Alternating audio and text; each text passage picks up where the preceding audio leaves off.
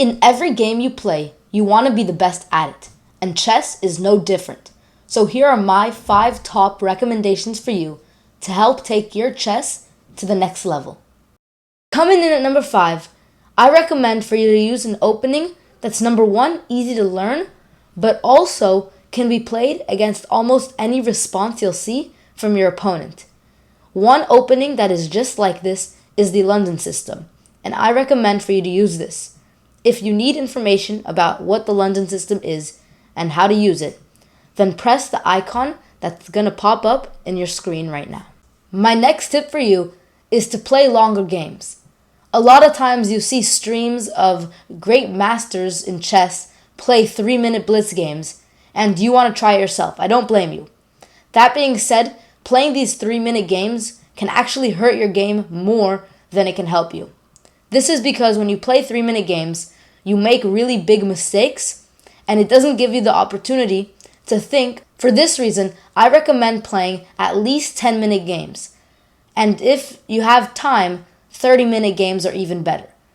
Make sure, if you do play these longer games, then to calculate a little bit more. And this is going to get into our next tip.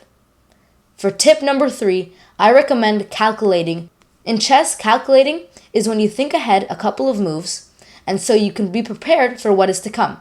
For example, calculations could look like, okay, if I capture this pawn, my opponent will capture it with the rook, and then I can play queen to h5 check, and I can grab the knight.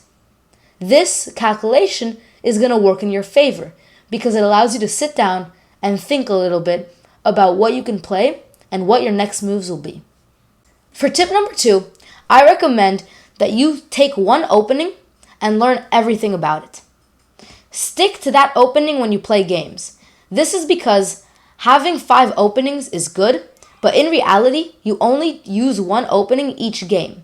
So, you need to make sure that one opening you know everything about. The traps, the tricks, the main lines, the responses, everything.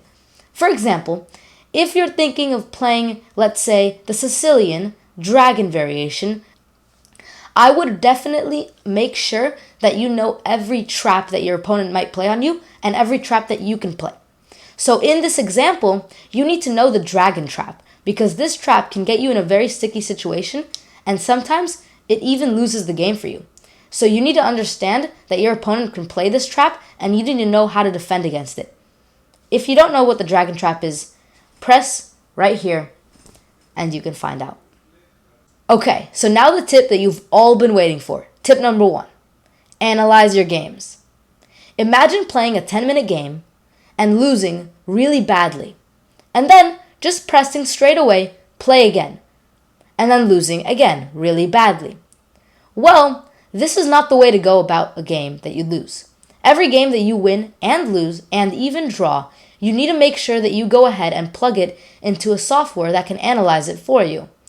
This helps you learn your mistakes and so you can prevent them from happening next time. For example, a software that you can use is the Lichess Analyzing Tool. I highly recommend plugging your game's PGN or FEN or anything that you can have to show your game in these tools, and so then you can go ahead and see where you went wrong and so you can fix those mistakes. Thank you guys for watching. Hopefully you enjoyed and learned something and are ready to use these tips in your next games. And I'll see you guys next time.